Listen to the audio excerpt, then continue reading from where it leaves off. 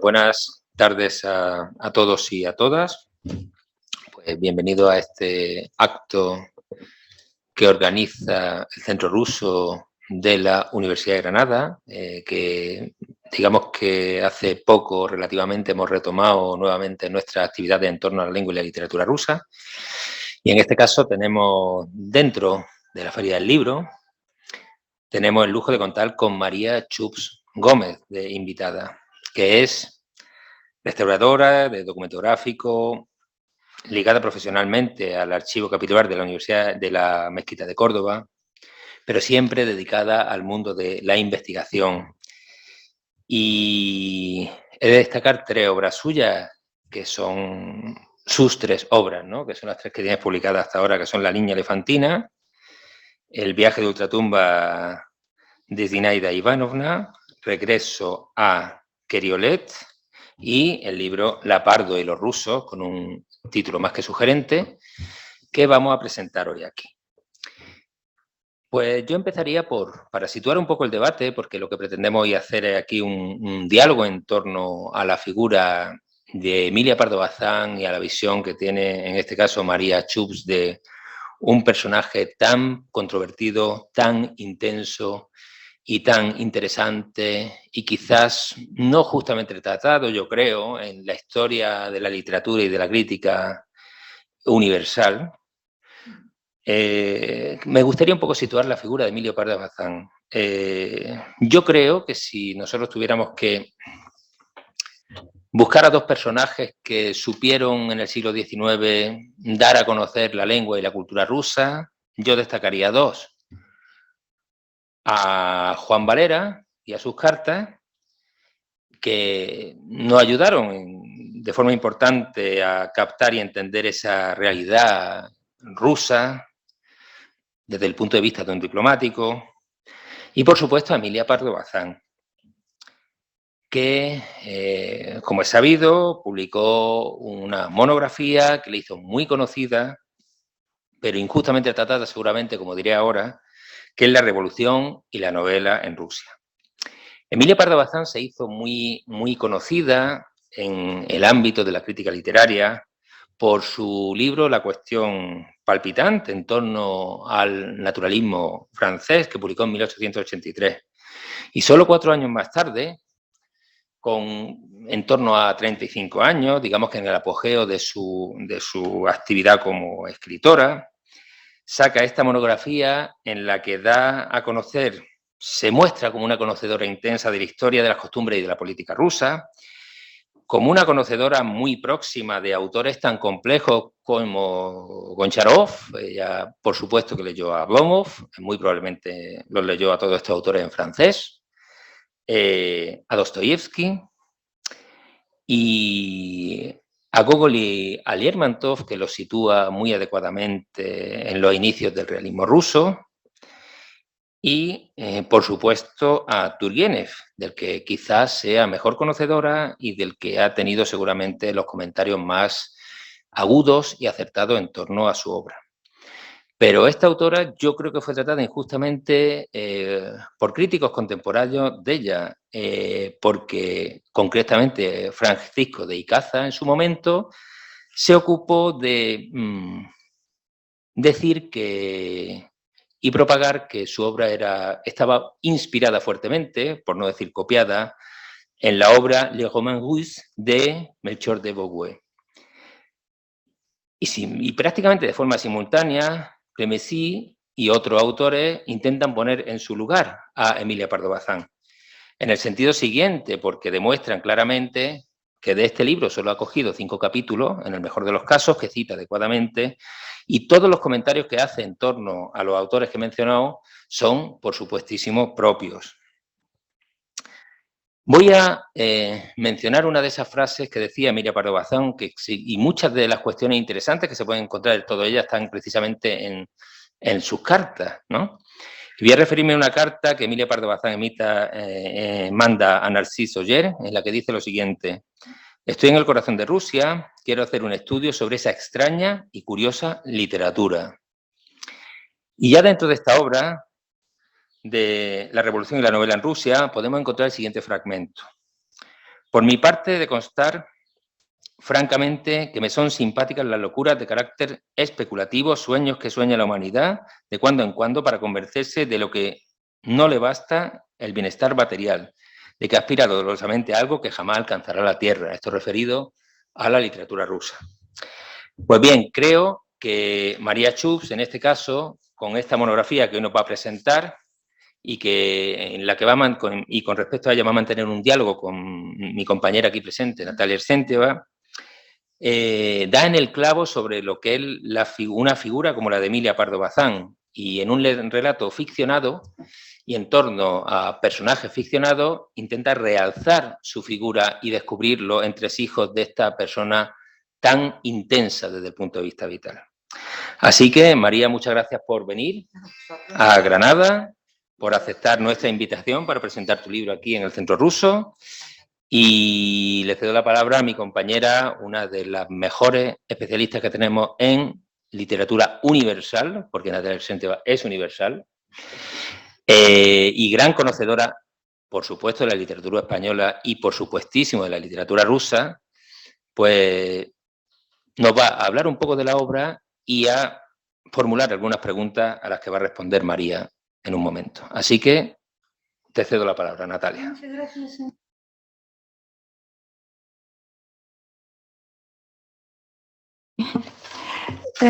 Para mí, este libro que ha caído en mis manos hace unos días, es un auténtico tesoro, por 3 razones. Primero, porque enmarca en el tema de mi tesis doctoral las relaciones literarias hispano-rusas. En segundo lugar, porque evoca la época de los finales del siglo XIX, principios del siglo XX, que igual que en España, en Rusia, suelen llamar Серебряный век, la edad de plata de la literatura rusa, de la literatura. Fue la época cuando se cruzaban, coexistiendo o rivalizándose diversas corrientes literarias modernistas para dar la batalla al enemigo común, el realismo, la escuela natural. Y en tercer lugar, me encanta este libro por la forma en la que estos contenidos han tenido suerte de vestirse. Yo no, облечься в форму, ¿cómo se dice esto en español? Облекаются в форму. Se dan forma, sí, la forma en la que está escrito este libro. Voy a centrarme un poco en cada una de estas fuentes de mi profunda satisfacción por la lectura de este libro. Las relaciones literarias hispano-rusas han tenido un desarrollo irregular debido a las circunstancias históricas. A principios del siglo XIX todavía no podemos hablar de las relaciones mutuas entre las literaturas rusas y españolas, ni de las culturas. A partir del siglo XVIII, los autores rusos asimilan, imitan o emulan los géneros de la literatura española. Pushkin escribe serenatas, también romances, el romance, cultiva el género del romance. Gogol emula la picaresca. Está muy de moda el teatro del siglo de oro español, pero no hay interés recíproco de los autores españoles hacia la literatura rusa. De momento, en la historia de las relaciones literarias predomina la relación histórico-genética, la influencia de la literatura española sobre autores rusos. Todo cambia a mediados del siglo XIX, debido a la aparición de los contactos entre viajeros rusos y escritores de la élite intelectual. Todo empieza con el viaje de Vasily Vodkin a España y su famoso libro Cartas desde España, También Glinka ha hecho su peregrinaje a Andalucía y ha vuelto con Las noches de Madrid, con una suite preciosa. Pues también el historiador Granovsky escribe una serie de conferencias sobre la historia española medieval. Y ya en la misma época empiezan a interesarse los españoles por el pueblo ruso, la cultura rusa y posteriormente a la literatura rusa debido a dos grandes figuras de las letras hispanas, Juan Valera y Emilio Pardo Bazán. Me centro un poco en el impacto que ha tenido el libro de Emilio Pardo Bazán, la revolución y la literatura rusa en España. Sobre esto ha escrito un estudio monográfico nuestro amigo Всеволод Евгеньевич Багнов. Sí, sí, todavía en el año 1977, en su tesis doctoral, Emilio Pardo Bazán y la literatura rusa en España, ha abordado el tema de la trascendencia de la obra de Bazán, centrándose en el impacto que ha tenido este libro en las letras hispanas. El libro La revolución y la novela en Rusia de Emilio Pardo Bazán ha generado, pues, ha promovido el interés de las editoriales españolas hacia la traducción y edición de la literatura rusa. Masivamente empezaron a publicar a Turgenev, Dostoyevsky, Tolstoy, a los grandes clásicos rusos, sin olvidar también de los autores coetáneos como Iván Bunin y Leonid Andreev. Es decir, ha dado pues, la luz verde a las editoriales y al conocimiento de la literatura rusa. Justo en los años, a finales de los años 30 ya había patrimonio considerable ruso, literario ruso en España. Y todavía joven escritor, Juan Eduardo Zúñiga, ha conocido a Iván Turgenev, que fue entonces la fuente de su inspiración. Más adelante hablaré también de este autor. El libro de Bazán no solamente suscitó interés hacia la literatura rusa, tenía también una dimensión política, porque ha promovido el desarrollo de las relaciones diplomáticas y culturales hispano-rusas.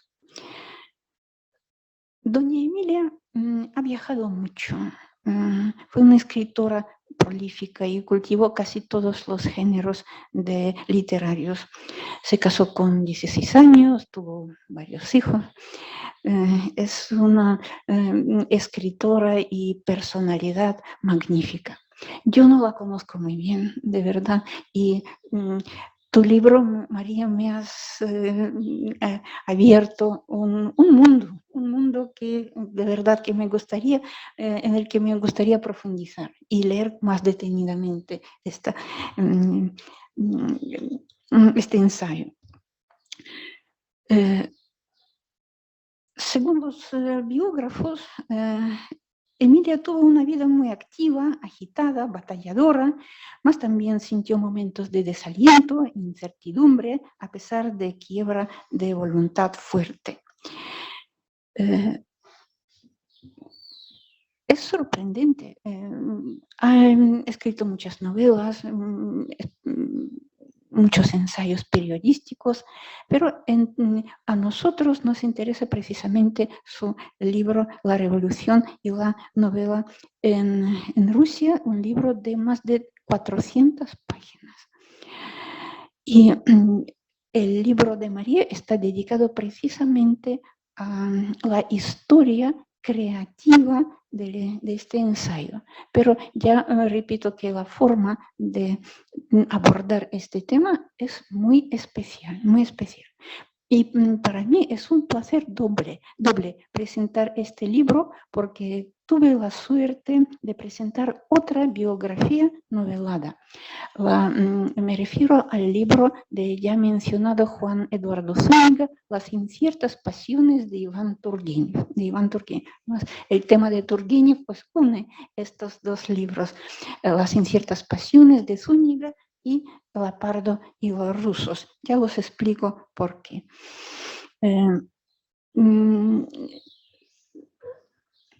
En el año 1998 he traducido el libro de Zúñiga y lo he presentado en la biblioteca de Turgenev en Moscú. Es un ensayo muy especial porque a Juan Eduardo le ha impresionado mucho la vida de Turgenev, su afecto en concreto hacia Paulina Viardot, cantante francesa de origen español, y con la perspicacia del escritor, Zúñiga penetra en Sancta Sanctorum de la compleja personalidad de Turgenev. En Rusia abundan monografías y biografías de Turgenev.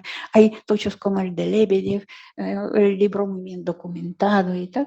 Pero el libro de Zúñiga engancha porque él es escritor y conoce el alma humana. Y conoce sus secretos y sus movimientos íntimos. Entonces, ha hecho lo que no han conseguido los biógrafos rusos, es de explicar un drama psicológico interno de Turgenev y que deduce del análisis de los motivos autobiográficos de su obra, de su obra. Descubre el enigma. ¿Por qué menciono aquí a Zúñiga? Porque María creo que también plantea el descubrimiento y decodificación de dos enigmas que presenta el libro de Bazán, La revolución y la novela en Rusia. El por qué una condesa, la élite intelectual española se interesa por la literatura rusa en primer lugar, por la cultura rusa, y en segundo lugar por la historia rusa, por el pueblo ruso y por los nihilistas, por los marginados, por los ahorcados y perseguidos. Entonces, este libro es la respuesta a esta pregunta. Entonces, me gustaría preguntarte, María, dos cosas para empezar. Primero, ¿qué te ha movido a abordar este tema? ¿Cuál es el germen de tu intención literaria? ¿Y qué fuentes, por ejemplo, tú has aprovechado? Zúñiga se ha basado en la lectura de Turgenev y en el archivo de Turgenev en Bougival, en París, de Zvigilsky. Y entonces, que nos aclares primero la razón por la que tenemos ahora y presentamos este libro, y en segundo lugar, cómo está documentado. De alguna forma, no sé si el micrófono... El micrófono. ¿Me doy aquí? ¿Ya está? A ver, yo creo que es una pregunta que no te puedo responder con facilidad porque muchas cosas de las que en un momento dado yo inicio, ¿no? Después de haber dejado el archivo capitular de la Mezquita de Córdoba, donde verdaderamente he tenido muchísimo trabajo de investigación en relación a códices medievales, en relación a incunables que tenía que llevar una metodología de trabajo. Pero realmente hay situaciones o hay culturas que por las razones que sean, porque las casi han venido a mí o de casualidad o a lo largo del tiempo he tomado más interés de alguna forma, pues en este caso por la cultura rusa, ¿no? Y yo no puedo explicar por qué, sencillamente que si tenía que leer autores prefería los rusos, que si la cultura popular me llamaba la atención era la cultura rusa, etcétera. Entonces, en un momento dado, y por casualidad, y precisamente porque estaba empeñada en esa otra novela, El viaje de ultratumba de Zinaida Ivanovna, pues exactamente tuve que beber de una serie de fuentes, ¿no? Para contar la historia de esta princesa imperial que acaba viviendo en la Bretaña francesa, que era la bisnieta de Félix Yusupov y que quiere regresar a su castillo. Esta es una historia prácticamente que es gótica, ¿no? Porque se habla de un ser de ultratumba que quiere volver precisamente a ver, a darse respuesta a ella misma de cosas que en su vida real pues no le ha podido dar su sitio. Y he tenido al alcance libros, por ejemplo, de Joseph Conrad, El alma rusa, o la biografía del propio Félix Yusupov, o he tirado de diversas fuentes. Y a la hora de investigar, pues he buscado dentro de, es decir, fuentes virtuales, archivos, es decir, una investigación un poco, diría yo, que a lo loco, porque entiendo que yo no tengo una formación previa, yo soy una técnica que se ha dedicado a un oficio, ¿no? Que es el de la restauración de documento gráfico, pero sí que es verdad que a lo largo del tiempo también he contactado con lo que es la filosofía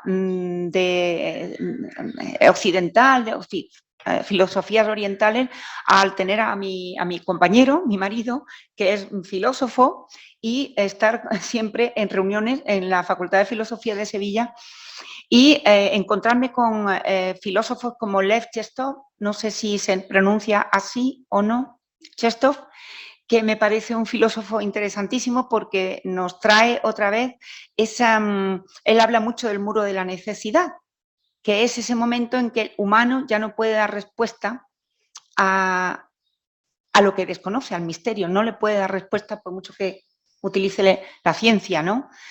Entonces, ese libro de Atenas y Jerusalén es como ese doble juego, ¿no? Es decir, ¿con qué me quedo? ¿Con la razón o con la fe, ¿no? Chestov apuesta por la fe y me pierdo en esas explicaciones. Es decir, hay muchos motivos por los que yo, desde luego, de todo lo que había traído y llevado con esta novela, casualmente encontré a Pardo Bazán metida en estas harinas a la búsqueda del alma rusa. Y ella, a pesar de ser condesa, ¿no? Natalia, pero era una mujer que ya había tomado partido por el naturalismo y lo había expresado muy bien en su novela La fábrica, creo que se llama, ¿no? No sé si se llama así o me he olvidado yo del nombre. No sé si lo sabes, la novela donde ella estudia a fondo en la propia fábrica de tabacos de La Coruña la vida de los obreros y la vida de todos aquellos que no están socialmente, por decir así, marginados de alguna manera, trabajando a destajo, y ella empieza a darse cuenta de que tiene que haber, ella está desde luego en un sitio muy alto, ¿no? Pero baja a la calle, ella se patea las calles de Madrid, también tiene un punto de clasismo, porque ella es muy compleja.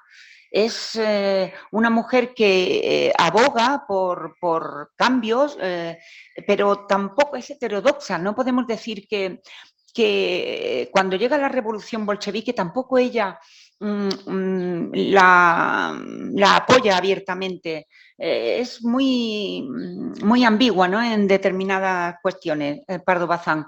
Pero sí que es verdad que yo empecé a leer la revolución y la novela en Rusia y lo que me maravilló es, primero, la belleza con que ella, como novelista que es, trata ese ensayo, pero de una manera muy como armónica. entonces se deja sentir ahí ese alma de una mujer que quiere crear belleza, ¿no? Y además se encuentra ella en ese estudio, se da cuenta que el naturalismo se le queda chico y que ella busca y ha encontrado en los autores rusos esa parte de espiritualismo, de espiritualidad que encuentra y que de alguna forma le da salida es decir, no somos un cuerpo, no somos materia que pueda aparecer y desaparecer sin más, ¿no? Y entonces ahí está todo ese... No sé si te doy respuesta. Sí, sí me está dando Natalia. respuesta bastante clara y además me gustaría también plantearte esta pregunta. Dime. Si realmente, que he leído algunos estudios sobre el libro de Emilio Pardo Bazán, Sí. Por ejemplo, el crítico Robert Osborne, en su reseña de este libro, si mal no recuerdo, en el año 1954, plantea la misma pregunta, el por qué el interés de Bazán hacia la literatura rusa, y dice, bueno, dice literalmente, no llenaba los requisitos que debía tener, que debía haber tenido el autor de un libro de tal naturaleza, y ella misma así lo reconoció desde las primeras páginas de su obra. No sabía ni hablar ni leer el idioma ruso, no había viajado por los vastos territorios de la Rusia imperial, el asunto sobre el que escribía era complejo porque esta novela era en sumo grado una expresión de la escena rusa y había importantes factores psicológicos que ella desconocía. Tratar de presentar tal asunto sin una base sólida era una empresa formidable. La única justificación posible es que ningún otro escritor tenía mejor preparación que ella para emprenderla. Eso dice Osborne. Pero él no explica las razones de su interés por la literatura rusa. La respuesta he encontrado una hipótesis. En otro estudio sobre la misma autora, el libro se titula Emilia Pardo Bazán, La luz en la batalla, biografía. Su autora, Eva Acosta, pues escribe, plantea semejante idea, que es muy probable que las búsquedas artísticas, creativas, en el momento de tránsito del realismo pues, puro y duro hacia tendencias modernistas, la han movido a poner su interés en la literatura rusa. Voy a leer una pequeña cita de su estudio. En invierno de 1987 se concentra de forma casi exclusiva en la novela rusa contemporánea, las obras de Turgenev, Dostoyevsky, Gogol o Tolstoy. Las valora como algo desconocido aún en España, pero también como muestra de un realismo matizado por elementos espirituales y religiosos, muy afán a su sensibilidad, y que considera más adecuado que el naturalismo para el temperamento español, que tú acabas de comentar. Eso sí que es una coincidencia. Creo que es una hipótesis bastante acertada, dado que el coetáneo de Pardo Bazán, el crítico y filósofo Ortega y Gasset, también habla de las innovaciones y de los avances de los escritores rusos frente en general a la novela occidental. Pone como ejemplo en su ensayo La voluntad del barroco, pone a Dostoyevsky como el gran genio y reformador de la forma literaria. A él y a Proust, Proust. Así que yo creo que eso fue una de las razones. Emilia estaba buscando soporte para sus... es cierto, ¿no? Sí, es así. Y entonces en este libro pues también yo he notado pues algunos motivos que aluden a esto. Y a mí personalmente se me ocurre una cosa, a ver si tú me dices que no acierto o hay alguna razón.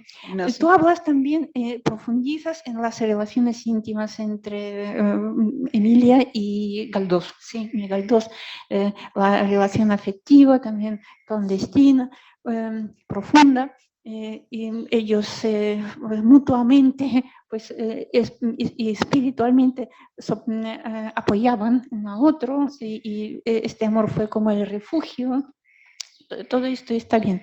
Pero a mí se me ha ocurrido pensar, es que Galdós fue gran admirador de Iván Turgenev y tenía contacto con el personal y hay rumores de que hubo una correspondencia entre Turgenev y Galdós lamentablemente perdida y algunas fuentes indican que probablemente está en un archivo particular en las Islas Canarias. ¿Podría Galdós suscitar el interés hacia Turgenev? A ver, es que es muy curioso porque en un momento dado ella se queja de que dice que Galdós siempre llegaba primero, ¿no? Entre otras cosas porque era hombre, era más fácil que llegara primero a todas partes. Y en la novela de Galdós, El amigo manso, esta novela es traducida precisamente, creo, si no me equivoco, pero aquí estáis las personas más ideales para corregirme, porque está traducida, creo que por el propio Isaac Pavlovsky. Me parece que está traducida, creo que no sé, pero me da la sensación de que yo en algún momento me he informado de que como él era corresponsal del Novoye Vremya, no sé si se dice así, Novoye Vremya, en París, que acabó siendo un periódico conservador cuando parece que era el cuarto poder de la revolución y poco a poco se fue bajando a tierra, igual que también Tikhomirov, que al final pidió perdón al zar Alejandro III por haber sido terrorista o haber formado parte de Tierra y Libertad o ser el cerebro de Narodnaya Volya o algo así, ¿no? Este otro. Y sí que es verdad que ella se lo dice a Galdós. Galdós siempre tenía que llegar primero, ¿no? A todas partes. Incluso en mi interés por los rusos, ya él me había tomado la delantera, ¿no? O sea que una cosa así, yo he estado investigando de las biógrafas y me quedaba con aquello que decía. Y entonces hay un momento en que ella dice, pero si es que yo estoy enamorada, Benito, de la espiritualidad, es que esto claro nos da más de sí, de la espiritualidad de los que destilan esos autores rusos, ¿no? Y dice, porque ¿no te parece que eso es así? Y dice, ay, Emilia, esto es así entrecomillado en el libro, dice, pero es que los rusos, o sea, el misticismo no está más que entre los rusos, es que aquí no tenemos el misticismo, el espiritualismo, es como ir a coger garbanzos a las orillas del río Don. Sí, exactamente.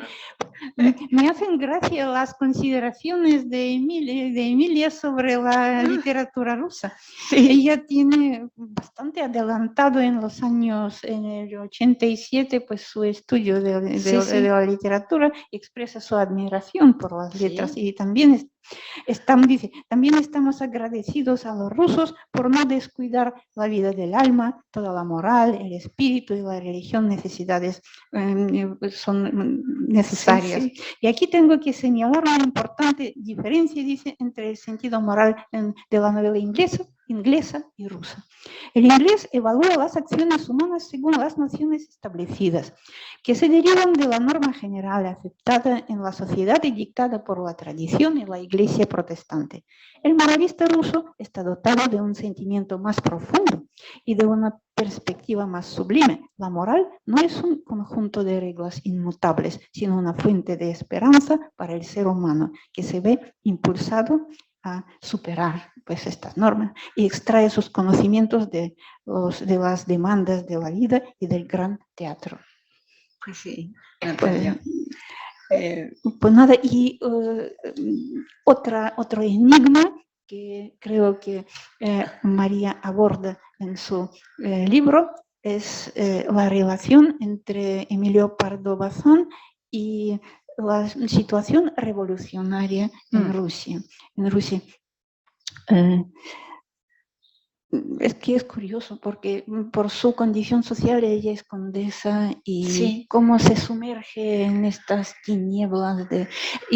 Y yo creo que hay una relación entre aquel momento cuando los españoles se interesaban mucho por lo que estaba pasando en Rusia, buscando las fuentes de información, y ahora mismo también estamos indagando en qué pasa en Rusia. Sí. Pues acláranos, por favor, esta relación entre Emilia y los rusos. El título. Sí, bueno, ella, Castelar tiene también estudió Castelar lo que es la sociedad rusa. Creo que tiene un libro que es La Rusia contemporánea, ¿no? De Castelar. Y como eran muy amigos, pues ella, así, de esa manera llana, ¿no? Hablaba con él y le hacía entrar al trapo de que le explicara un poco esto y aquello. Entonces, creo que Castelar tenía... ella era condesa y todo lo que queramos. Perdón, antes de... La novela de Emilia Pardo Bazán a la que me he referido antes, donde ella se demuestra de alguna manera baja a tierra, ¿no? Desde su estatus, es La Tribuna. La famosa novela La Tribuna, que yo... La acción es en la fábrica de tabacos y he dicho la fábrica, tengo la cabeza ya. Pero...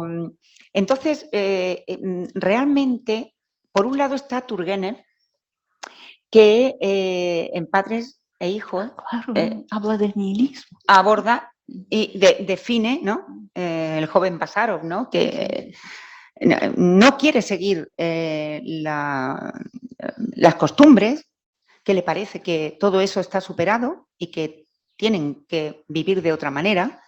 Y cuando abordan a los campesinos para que vean que tienen que dejar de estar sometidos a un poder autocrático, las octavillas y todo aquello que podían ellos con los mensajes, ¿no?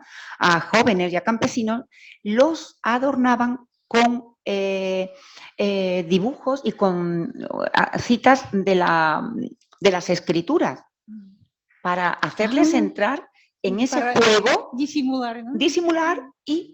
disimular y de alguna forma, como tenían divinizado el poder, pues es una forma como de decir, vamos a ver si podemos divinizar el nihilismo de alguna manera. Yo no entiendo mucho de eso, pero sí que es verdad que de una forma, yo lo digo en el libro que dice, opresión zarista, contundencia nihilista. O sea, está claro que de alguna forma hay que cortar la cabeza, aunque suene durísimo, al poder, porque la situación va a ir increciendo. En un momento dado, Emilia, en la revolución, en la novela en Rusia, lo dice de una manera como muy... Yo lo tengo aquí, pero no sé si va a dar tiempo a...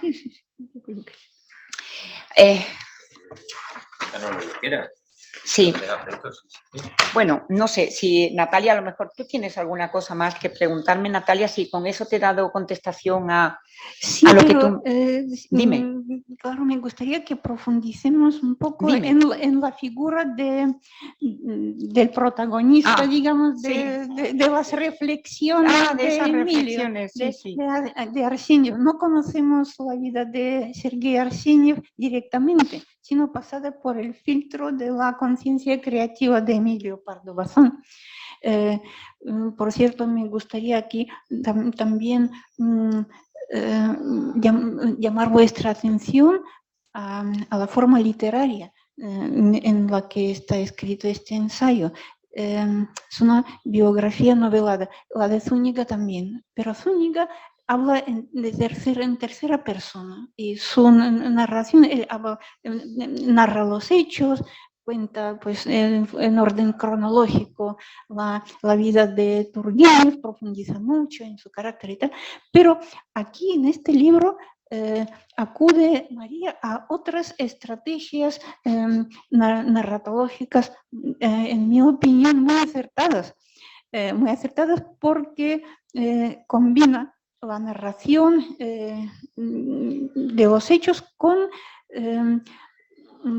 la voz de la escritura. Es una especie de diario de Emilia. Sí, es ella un necesita diario. hacer ese diario, ella se está confesando, porque tiene una carga emocional muy grande por todos los acontecimientos que no podemos desvelar, y llega un momento en que se arrebuja en la mesa de camilla y comienza una historia que se quiere contar a ella misma. Ella se quiere contar esa historia, porque en realidad, de verdad, ya, si leáis el libro lo vais a ver, pero por otro lado, cada capítulo va como entreverado, porque ella hace un capítulo en primera persona, pero después el segundo capítulo ya es en tercera persona, que es la vida de los rusos, que es una historia que está ocurriendo de manera paralela a lo que ella está viviendo, aunque ella no lo conozca, ¿no? Luego hay un momento de fusión al final. Es que esta fusión es muy orgánica, muy natural. Yo me siento, por ejemplo, como el viajero en un barco que se deja llevar por las olas, por el mar de la vida pasada, pero que se hace visible y muy cercano a nosotros. Sí. Y es el misterio de este libro, de verdad. No sé, pues yo estoy encantada de que podáis arroparme en el conocimiento de la obra. Así que digo que la forma de presentar la vida de los personajes a través de la conciencia de Emilio Pardo Bazán es algo que constituye el acierto de esta creación literaria. Bueno, volviendo al personaje, a este Arsenio, había otros autores contemporáneos a Emilio Pardo Bazán en Rusia que planteaban las mismas preguntas y reflexiones. ¿Qué mueve a las personas como de la clase media? Sí. Y incluso a algunos aristócratas, sí, a entregar y a sacrificar sus vidas a la causa revolucionaria. Me refiero, por ejemplo, a Leonid Andreev.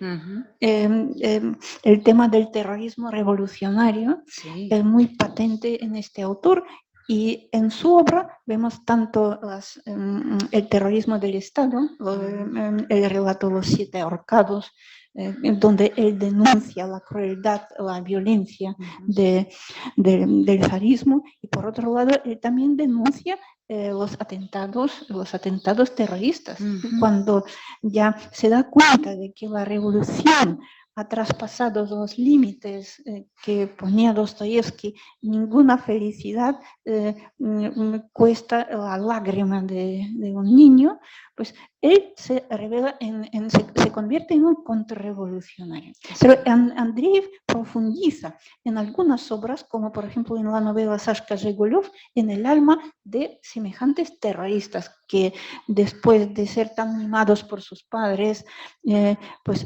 se entregan, pues se sumergen en esta sustancia sangrienta de la revolución. Él empieza ya a incendiar las fincas señoriales, matar a gente a sangre fría.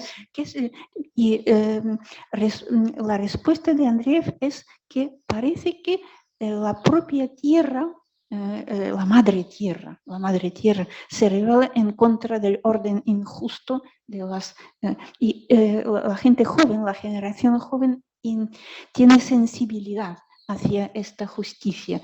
La ley universal pues les mueve a meterse en esto. ¿Qué te parece?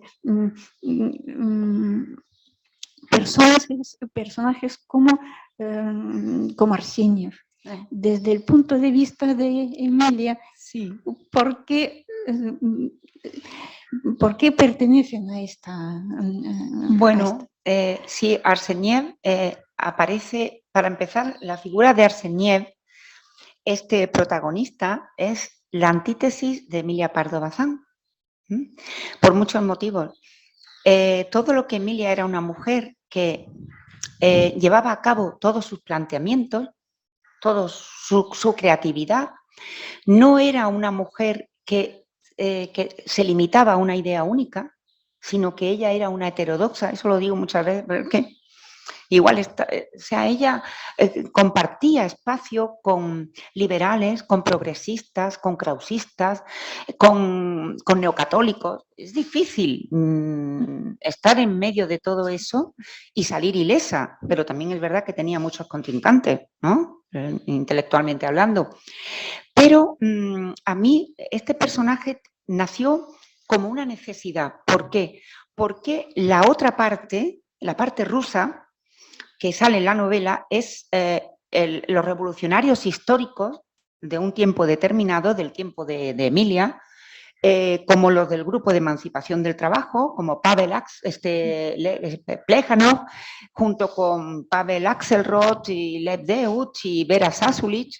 Es decir, son estos personajes de los que es una camarilla que yo puedo llevar y traer en sus actividades en Ginebra para poder llevar su mensaje a Rusia desde el exilio, pero yo no conozco las personalidades, es decir, el fondo o su parte humana. Yo no la conozco porque no tengo cómo acercarme a ellos. No están biografiados aquí en España, yo no los puedo buscar, no los puedo entender. Entonces, ¿qué hago? Creo un personaje al que le puedo dar carácter, que sea tan real y tan de carne y hueso como Emilia, pero es justamente lo opuesto. Emilia no es una sentimental, porque si lo fuera no hubiera abandonado al marido, ¿no? Cuando le pidió que oyó la literatura, hubiera permanecido en La Coruña, ligada a la familia de manera permanente, pero ella iba a donde tenía que ir. Era una protofeminista, una mujer que sabía perfectamente cuál era su sitio y no podía estar pegada a los sentimientos. Ella amaba. Ella además era hedonista, era una mujer que buscaba el placer, pero un placer como lo buscaban los hombres de su tiempo.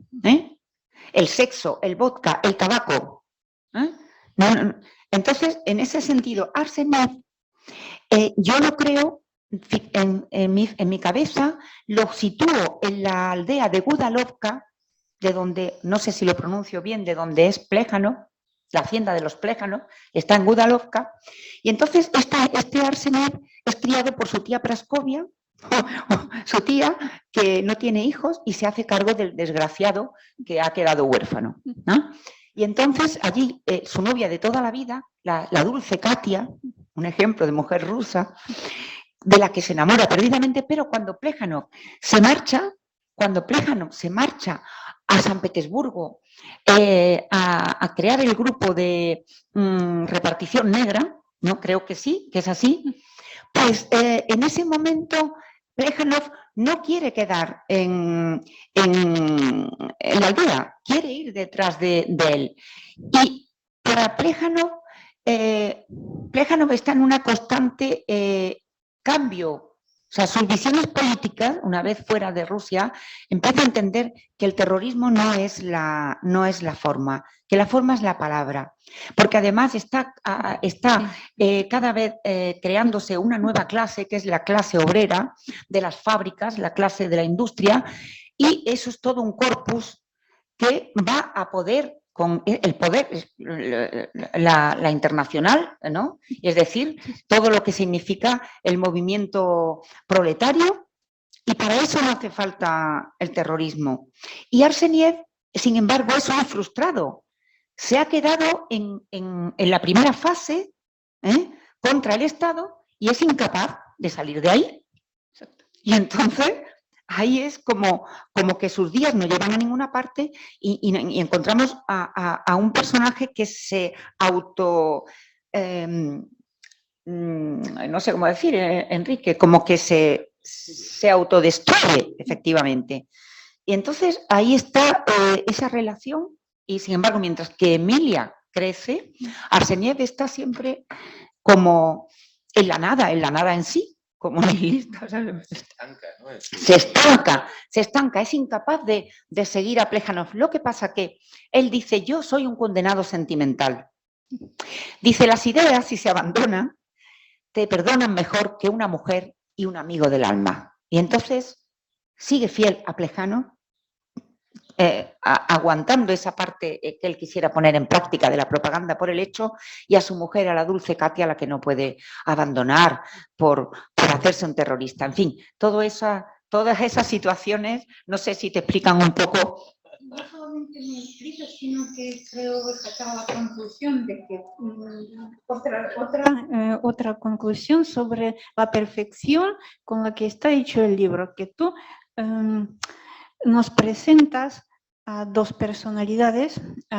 Emilio, profundizas en su conflicto interno, Sí. y lo mismo haces en forma de diario, y luego en la forma de narración también desarrollas, presentas el conflicto interno que experimenta Arsenio, porque sí, claro, de la traición de sus ideales, Plejano se distancia de la causa, digamos, terrorista, y sí, él permanece y se autodestruye. El desenlace trágico se debe precisamente a este conflicto interno. Él no puede, ni siquiera el amor de Katia le puede salvar. Sí, es verdad.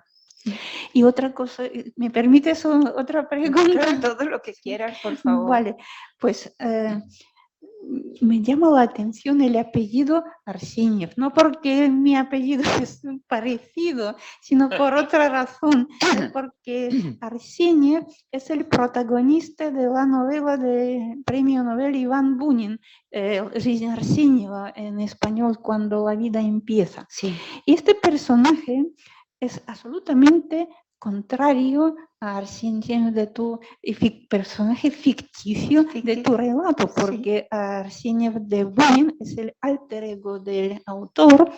Es un chico pues joven, ensimismado, contemplativo, que disfruta de la vida tranquila en su finca, Beato Sille, la vida retirada. Me recuerda a Luis de León, su oda al retiro, ¿no? Pues, pero Arsenio, de tu relato, es una personalidad totalmente contraria, muy activo, que quiere cambiar el mundo. La vida de Arsenio, tú dices, fue una de tantas de seres entregados a causas perdidas, de un misterio absoluto. Si alguien lo conoció y vivió el trago amargo del exilio, esa fue su mujer Katia, aunque hubiera podido hablar con Katia sobre su experiencia desde que abandonaron su tierra. Yo desconocía las claves del alma rusa. Eso piensa a Emilia sobre este personaje, pero tú sabes dónde está la clave del alma rusa. Y entonces, es verdad, tú has tenido en cuenta a este personaje de Bunin.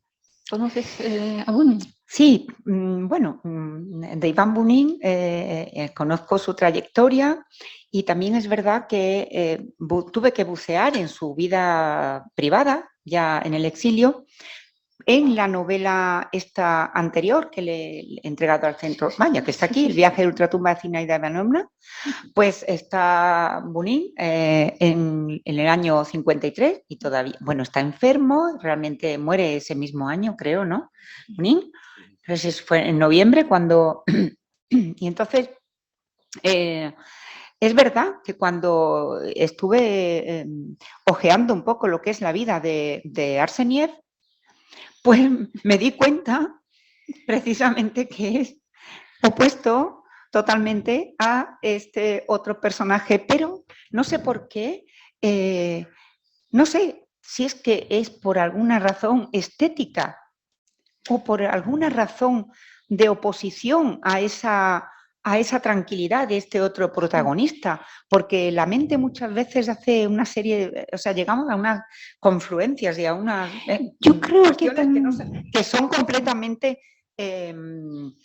están escondidas, están como soterradas, y de pronto dices, ¿y por qué? ¿Por qué? ¿Por qué yo lo llamo así? Y cada vez que yo nombraba a Arseniev, rápidamente yo veía a Iván Bunin y a ese otro Arseniev tan distinto. Pero son cosas que pasan. El nombre como tal de Arseniev, ¿de dónde te viene? ¿Por qué decide? ¿De Bunin? Te viene de Bunin, ¿no? Sí, no lo había entendido, vale. Lo decido por eso, porque me parece que es tan distinto, vamos, es que Arseniev de Bunin es exactamente Bunin, porque cuando yo empiezo incluso tengo algunos diálogos entre Bunin y Jan, como le llamaba su mujer, ¿no? Y Vera en el exilio, y de la preocupación de Vera por Bunin, que si no hubiera sido por ella, yo creo que este hombre se hubiera muerto antes, más arruinado todavía de lo que estaba. Estaba por ahí también Mark Haldanov, ¿no? Que le ayudaba económicamente, y también un hombre, un ruso que se fue a América y lo estuvo ayudando hasta que murió, pero ahora no recuerdo quién fue quien ejerció ese mecenazgo sobre Bunin. Pero bueno, sí, por ahí va esa especie de relación prácticamente, como diré yo, que es como que nace de una forma escondida. No hay en mí una idea racional de hacerlo. Lo entiendo porque creo que tú eres una filósofa. Perdón, tú eres filósofa y hay un trasfondo filosófico en esta obra, creo, que lo que me acabas de comentar me hace recordar la idea neoplatónica de la dualidad del alma humana. Ah, claro. Entonces, hay como dos caras de la misma moneda. El nombre es idéntico, pero hay dos como el alma se bifurca, tanto Sí. en lo positivo, en el amor hacia el mundo, en la piedad que inspira también la obra y la religiosidad, Sí. lo sublime, el ascenso del alma hacia lo sublime, y en Arsenyev justo lo contrario. La aspiración hacia el mal, hacia la destrucción. En relación con esto, me gustaría preguntarte sobre Dostoyevsky, la importancia de Dostoyevsky en el tratamiento del tema de la violencia revolucionaria. Claro, bueno, pues como ella dice, Dostoyevsky en Crimen y Castigo, que lo descubre Emilia Pardo Bazán en la Biblioteca Nacional de París, donde dice que le decía a Menéndez Pelayo que estaba pegada como una ostra, ¿no? Y que no salía de allí. Bueno, decía que luego se iba por ahí a vivir las noches parisinas con la Madame de Ratazzi y, en fin, a vivir una vida un poco así bohemia, ¿no? Pero cuando ella descubre a Dostoyevsky en Crimen y Castigo, sí que en principio ve que hay en la obra mucho de los demonios que decía Dostoyevsky, y ese alma pervertida que también está en el naturalismo de Zola, ¿no? Sí, en la obra de Zola. Sí, pero ella se da cuenta, yo creo que eso lo he hablado antes contigo, Nina, ¿no? Sobre que el distingo que ella encuentra ahí, una espiritualidad que está, por ejemplo, en el personaje de Sonia, que a pesar de esa vida entregada, bueno, por decir así, por amor a sus pequeños hermanos, a su familia, es vendida por su propio padre, y que al final es esa sutileza y esa necesidad de trascendencia y de ver algo de luz dentro de esa batalla, ¿no? Y Emilia hace suya ese concepto, ¿no? de novelar, que lo ve más afín al carácter de ella misma, ¿no? No sé si con eso te contesto. Sí, por supuesto. Sí, al hecho. De forma exhaustiva. Bueno, y me gustaría también llamar la atención al estilo de este libro, que he dicho que me engancha, pero engancha no solamente por los temas que para mí son muy familiares y relacionados con mi investigación, sino también sencillamente por la perfección de la expresión. Solía deambular por el llamado camino de las señoras. Dice pues Emilia Pardo Bazán cuando está en el balneario de Virgin, ¿no? salpicando de paisajes pintorescos, guiada por las choperas que acompañan al río en su caprichoso recorrido. Me recreaba con las modificaciones de la mano del hombre que la mano del hombre había introducido en el entorno. Casitas asomadas al río, lavaderos donde las mozas realizaban las duras faenas y un molino como salido de las páginas de un cuento encantador y solitario. Y así todo, tanto los paisajes rurales como urbanísticos, tanto las descripciones del aspecto físico de los personajes como de su interior. La perfección y un deje de misticismo también. No sé, a ver si nos deleitas con la lectura de algunas. Bueno, no sé cómo estamos de hora, pero yo no sé si podré. Podemos, no sé, como tú veas. No, lo que la institución, lo que la institución diga, yo no puedo. Podemos estar, por ejemplo, 20 minutos más. Ah, sí. Bueno, pues yo creo que entonces voy a dar un poquito. ¿Sí? ¿Os parece? ¿No podéis estar? Oh, Dios santo. Bueno, pues entonces, no sé, os hacéis del libro más adelante o en el Centro Ruso. Bueno, vamos a ver, yo os agradezco, naturalmente, esto lo vamos a dejar atrás porque no va a llevar a ninguna parte, pero sí que antes de hablar del argumento de esta novela, quiero leeros un fragmento de un artículo que me ha parecido muy acertado, sobre el alma, lo que se conoce como el alma rusa, ¿no? Ese concepto analizado por Ernesto Otone, doctor en sociología, en un artículo en la publicación Santiago de la Universidad de Chile. Y nos dice, el alma rusa es el concepto con el que los rusos explican sus excesos, emociones, afectos y nacionalismo. Perdura en la cocina de los hogares, en las noches de vodka y salchichón, donde las conversaciones mezclan pesares, sueños, desilusiones e incluso nostalgia de los viejos tiempos. El alma rusa no es solo un concepto surgido en la literatura rusa del XIX, es algo extendido en la cultura popular y del cual los rusos hablan con naturalidad. A través de esa alma particular explican a menudo sus conductas, sus rudezas, sus lágrimas, sus silencios, sus servilismos, sus enojos fulgurantes, también su heroísmo y su resiliencia. Esta alma rusa que reivindican a veces con orgullo y otras como una suerte de maldición de la cual parecieron no poder sacudirse, no aparece entonces como una virtud. Poco tiene que ver con una superioridad racial, no, con un pueblo elegido o poseedor de un destino manifiesto. Es más bien un sello ambivalente, una marca cultural que produce más fatiga que alivio, más pesares que alegrías, en su recorrido histórico y en su geografía desmesurada, inabordable y majestuosa, difícil de recorrer y aún más de conquistar, en la cual están presentes meses y meses de nieve monótona y muchos días de luz mortecina. Con genio, talento y estilos diversos, ese alma rusa está presente en Pushkin, Turgenev y Chekhov, quien nos dice, este último, es difícil expulsar al esclavo que llevamos dentro.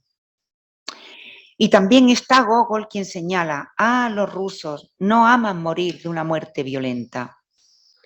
No conozco otro país donde el alma sea un concepto que aparezca con tanta fuerza en su literatura y en la vida cotidiana. Nadie le da tanta centralidad a algo tan inasible. Eso dice este doctor. Y no quiero... Lo que tenía aquí preparado no le voy a dar lectura a todo porque sería muy largo. Pero a propósito de Arseniev, ¿no? Que lo hemos nombrado bastante, os puedo decir de manera sucinta que vive sus días con la mirada puesta en la dulce patria de la que ha huido forzosamente, pero trabaja en una extenuante actividad de compromiso político para dar solución a la situación que ha dejado atrás. Para unos, por la propaganda por el hecho, el terrorismo, y para otros, con la palabra como única vía de solución posible. Él se refiere precisamente a Plejánov y a todos esos otros que han cambiado verdaderamente las pistolas por las ideas.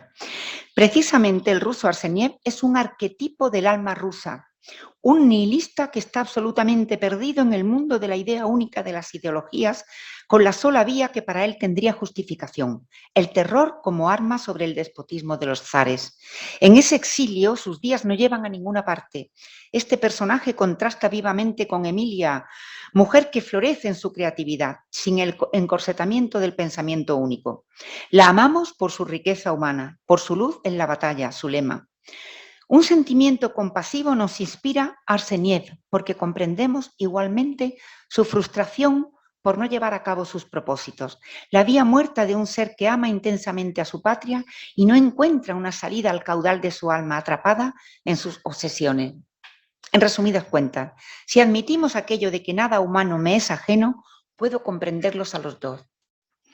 Arseniev nos muestra su cotidiano vivir junto a su mujer, la dulce Katia, y la entrañable tía Praskovia, en un mundo que percibe hostil, donde se siente incapaz de adaptación alguna, como atrapado en un callejón sin salida. Y nos hace partícipes, y termino, de sus recuerdos en la cosmopolita San Petersburgo, como en este fragmento. Todavía oía el ulular de las sirenas en la periferia de Petersburgo.